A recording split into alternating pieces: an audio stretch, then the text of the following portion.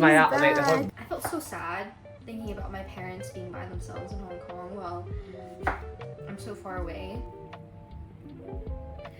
Hello, it's been a while. Things have just been so hectic lately and like super busy. I really think that the 5th year has been the most tiring and draining year of all. There's just so many things that are due like at the end of this year. Today is a relatively chill day, but I'm doing some pretty fun things, so I thought I'd take you guys along. So this morning I have pediatrics and I'll be seeing a new pediatric patient. I saw him for the first time to do our initial diagnosis and treatment planning, but then this will be the actual first time I see him for treatment. And usually like the child will be super happy, really excited to see you in like the first visit, second visit, but then once they start receiving treatment, like getting injections, they will be so terrified of seeing you.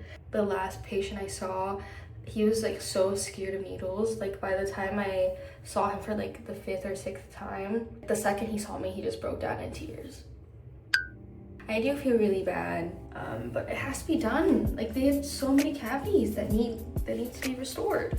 I'm just gonna get ready and I'm gonna show you my morning routine. So usually I use a vitamin C serum. I just got this Innisfree one. Never tried it before. Whoa, there's like little capsules inside.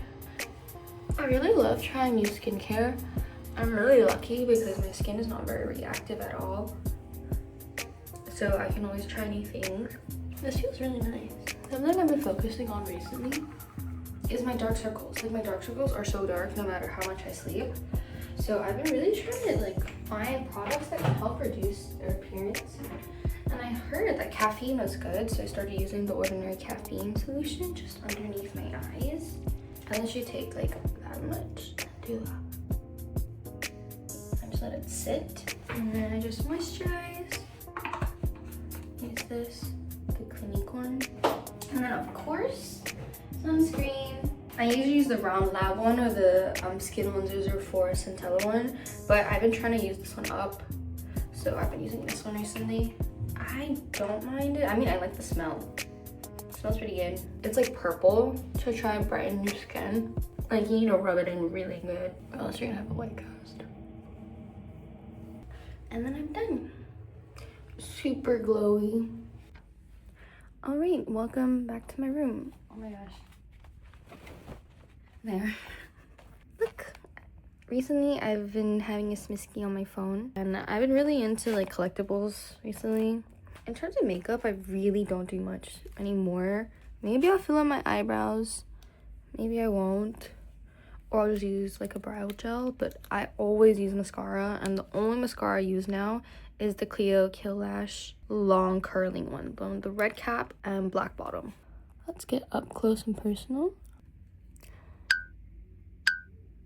And I think I found my new favorite brow pencil, and it's from Unleashia on YesStyle. It's so cheap. It's like $20 Hong Kong for a brow pencil, and in the shape taupe gray. Feeling a little bit. I've been waxing my own eyebrows recently, and that's a dangerous game, but I think it's been going okay. I don't know, I think I have like eyebrow blindness or something, or like shape blindness, because every time I do my eyebrows, like I'm like, oh wait, they're kind of different. And then this eyebrow gel from Hints, also on YesStyle, is so good. Like it's a little bit fluffy, but it's just like the perfect amount. Like it doesn't look like too much, like too done up. And that is it. That's all I do. We're now briefing and I'm back. Don't worry, fans. She didn't die. And look at this. Arthur, show the present.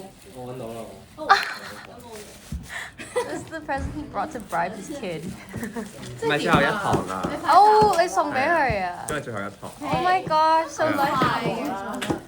On the other hand, my presents are this, a little toothbrushie, and a little toothpaste plushie, and of course a lot of stickers and pencils.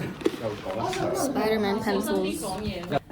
I thought I would run you through my matcha routine. So how I make a matcha, I only recently started making my own matcha, but before I was obsessed with matcha, like drinking it all the time.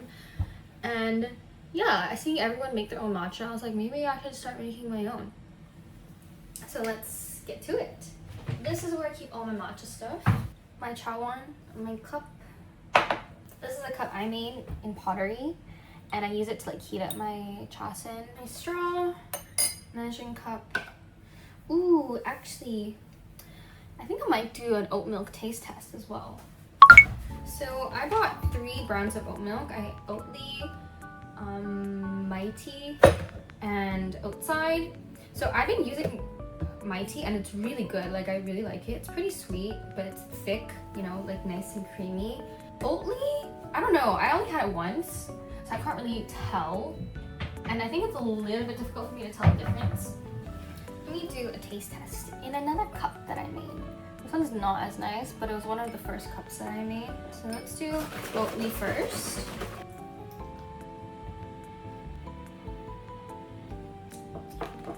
It's pretty good. This is the barista oat. This is the oat side.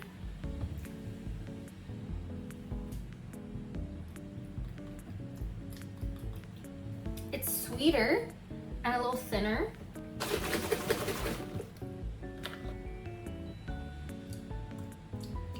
This actually has a pretty strong oaty aftertaste. Strangely enough, out of all 3, I think my favorite is the Oatly one.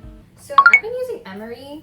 It's actually not my favorite matcha powder. It's pretty grassy and a little bitter, but I've been mixing it with a little bit of this from Nakamura Tokichi to give it a better flavor, I guess.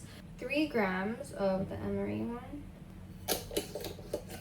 So this is the color of the Emery one. It's a little more yellowish. And then 1 gram of Nakamura Tokichi. So you can definitely see the color difference. So that Nakamura one is a way richer green.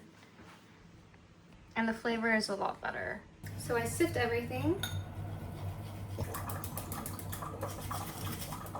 So I'll do about 40 to 50 ml of 85 degrees water. Pour it in. Whisk it up.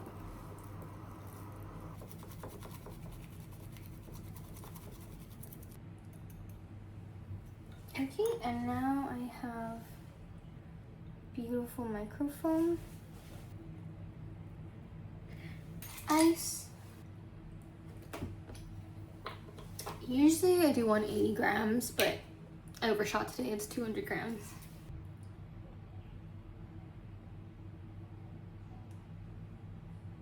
And then just to get the excess, a little bit more. Swirl it around. Get all the good stuff. And pour it in. Stir it. It's pretty good. I'm gonna add some syrup. So around 5 grams of agave.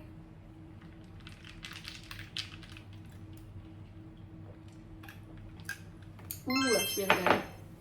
I've been really trying to make time for hobbies outside of school this year, especially since schoolwork has been so hectic. A lot of deadlines are looming, and maintaining hobbies outside of school is a really good way to de-stress, and pottery has really been that for me. While I trim this plate, I thought I'd update you on how the morning clinic session went.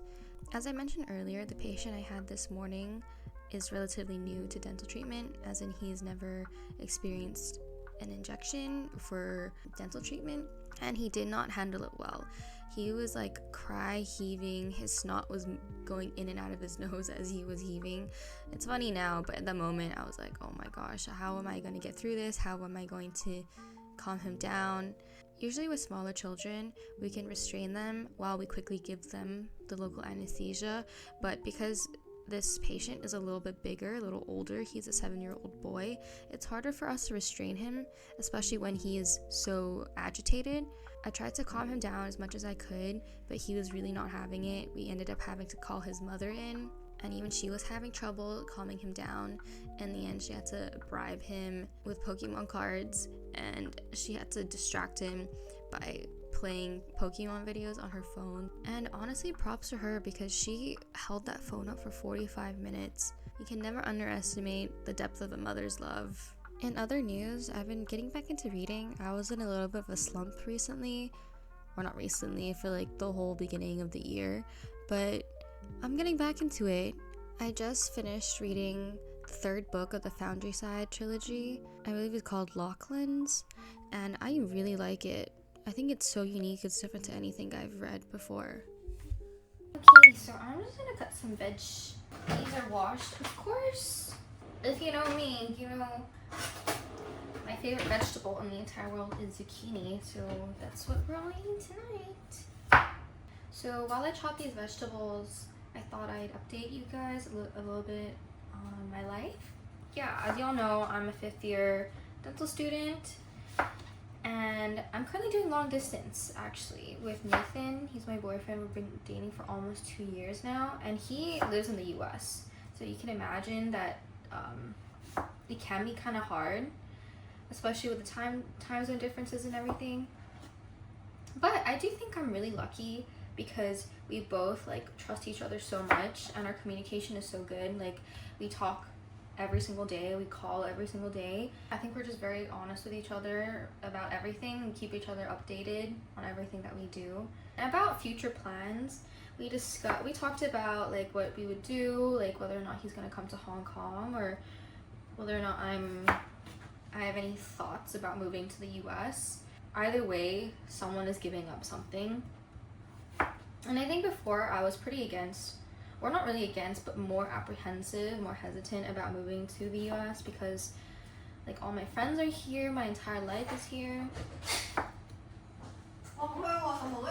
Don't come for me for my cutting skills, by the way. My whole life is here, but then of course his whole life is there. But then I feel more okay now because my dad did tell me like, oh, it's normal, like one day you're gonna have to leave the nest, wherever that may be, like in the US or in Hong Kong, or even like if you were dating someone from mainland China, you would eventually move there to be with them. So it's just natural. And I think that like relieved a lot of stress I had upon myself, because like I felt so sad thinking about my parents being by themselves in Hong Kong while I'm so far away, and especially since my sister's also so far away. I just feel like I'm getting sad about thinking about it now, that they're all by themselves when they're like older. But yeah, that conversation with my dad, like, what's the word, relieved my tension, my thoughts, or like my guilt about moving away. And so yeah, now I'm a lot more open about moving to the US. Of course, it's not easy for me to be a dentist in the US as a non-US citizen, and also as someone who did not study dentistry in the US. Like, I'll need to study for a few more years to get my conversion license. So if any of you have like similar situations, or like you're just a professional or like a dentist, doctor, lawyer, whatever, that needs like a license, and you're thinking about relocating to a different country, like, please share your thoughts and considerations into making these decisions, because they're like huge decisions, you know. But it's like coming up soon, because I graduate next August, which is insane to me.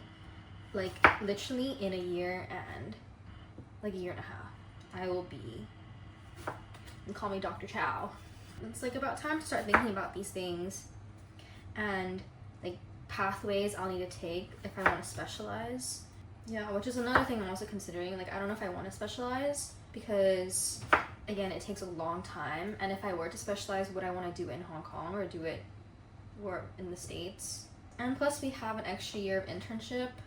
So usually after you graduate from the 6 years diploma in Hong Kong, you can just go straight into private and work like as a private dentist. But then now we have like an extra year added where we have to work 1 year in the government. Personally, I think it's fine. I think it's just a way to get more experience while being in a more protected environment. Like, if you mess up, there's someone to help you like fix your mess. which you're going to make. Like as a fresh grad, you're going to make mistakes. So it's nice to just have someone looking over your shoulder. So in that aspect, I don't mind, but then it just pushes back the timeline of when to specialize, when to move, when I can start saving money to move, if we're going to move. That's where I'm at right now. All the vegetables are chopped. I don't know if any of this was in frame, and I hope everything was in focus. But yeah, I'll show you the final thing later. A little crispy on top. Some veg that was soaking in all the juices. We still have soup and rice coming.